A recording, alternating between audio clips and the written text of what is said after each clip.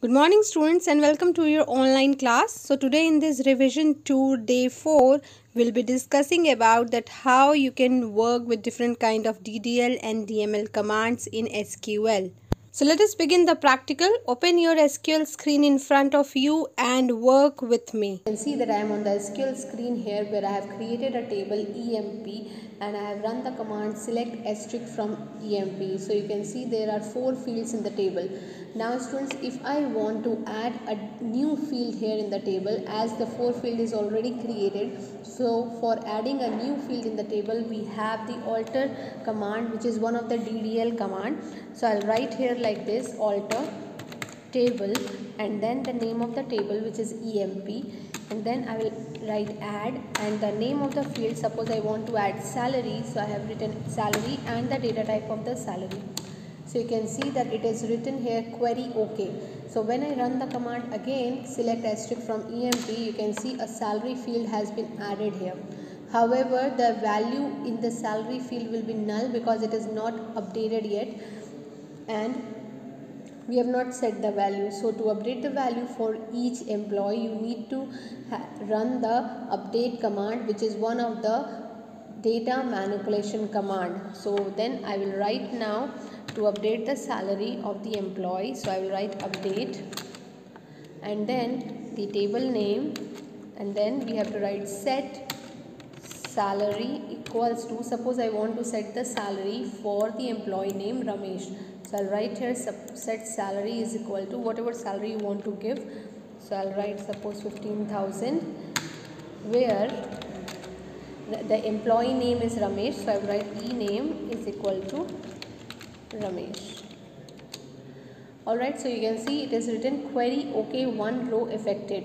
Let us see that it is updated or not. So I'll run the select asterisk from employee command once more. So you can see the salary of Ramesh is updated. Same, you have to run the same command every time to update the salary. Alright, so suppose if I want to update the salary of the another employee, so I'll write here set salary is equal to suppose now 35,000, where e name is equal to, you can give any condition. I have given e name, so let us give another condition, e number, employee number is equal to 102. Alright, so you can see that it is again updated. If you will run the command, you will see that the salaries of Athar, who is the manager of the company, is updated. Again you can run the same command and I will update the salary of the deputy manager as 65,000 and the employee code is 103. Now again I'll update the salary of Prayag, who is the CEO. So I will write here 1,50,000, whose employee code is 104, and again I'll do same for the Arpita, who is the assistant manager. So I will give the salary her as 45,000 and here the employee code is 105. So now I'll run the command select asterisk from employee. You can see the salary of each employee is updated here in the salary column. So this is how you can add a new column, which is with the help of alter command, and you can update the salary or update the value of any column with the help of update command. You can update the value of the existing field as well.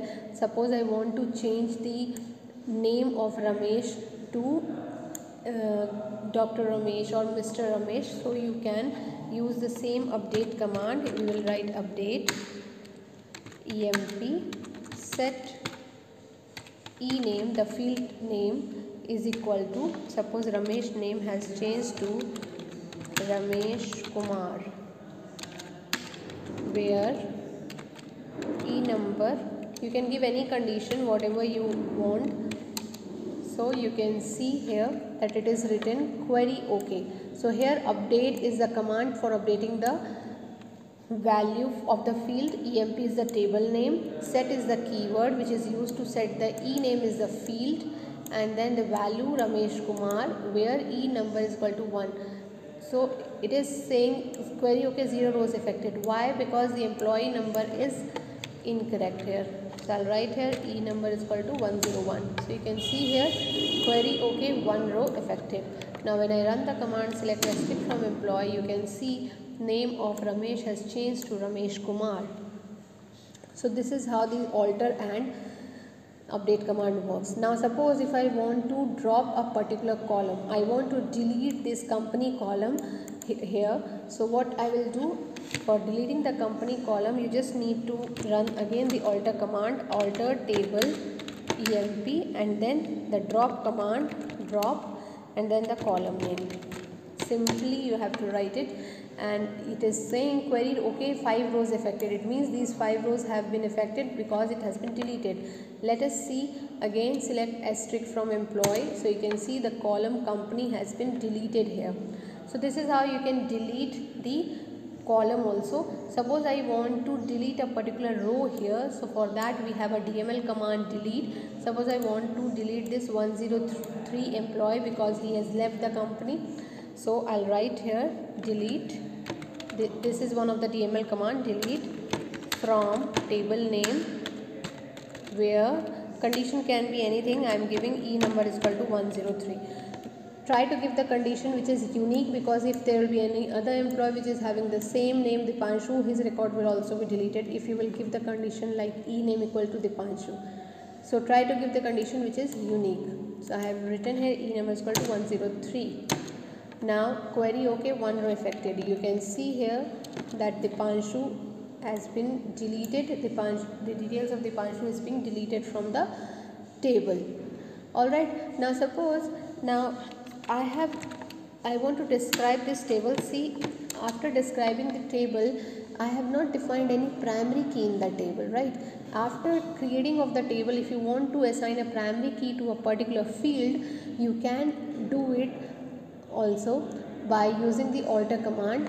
So for that you have to write the same alter table emp, anything which makes the changes in the design and structure of the table, that needs to be done with the help of DDL command, because this is the data description language command.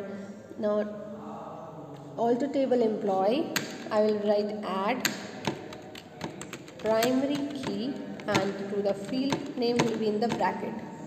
So now if I describe EMP, then you will be able to see that primary key has been added to EMP. You can see the difference here. Here there was no primary key, and here primary key has been added, right? So this is how you can add a constant also in the existing table which has already been created.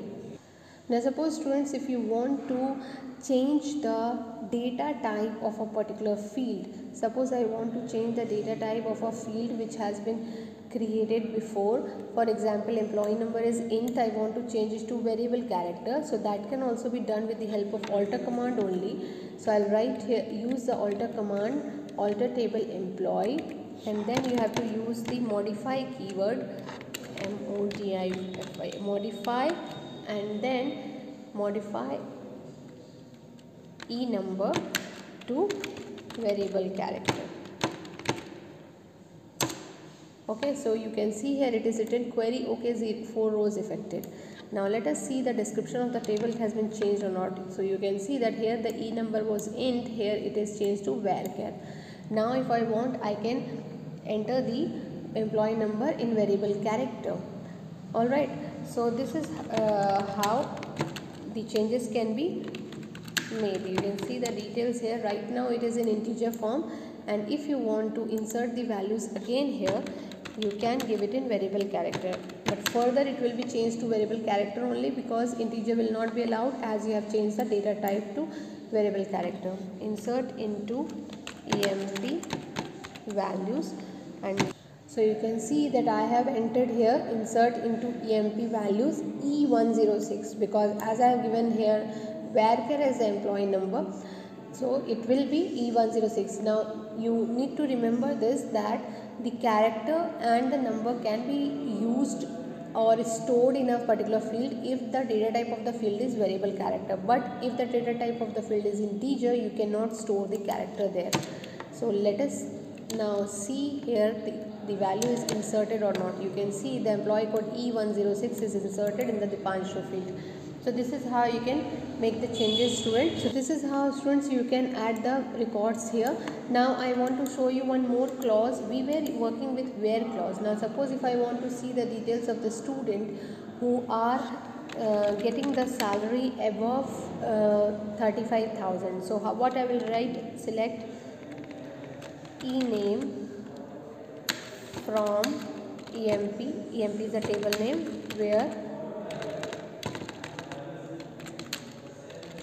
salary is greater than 35,000.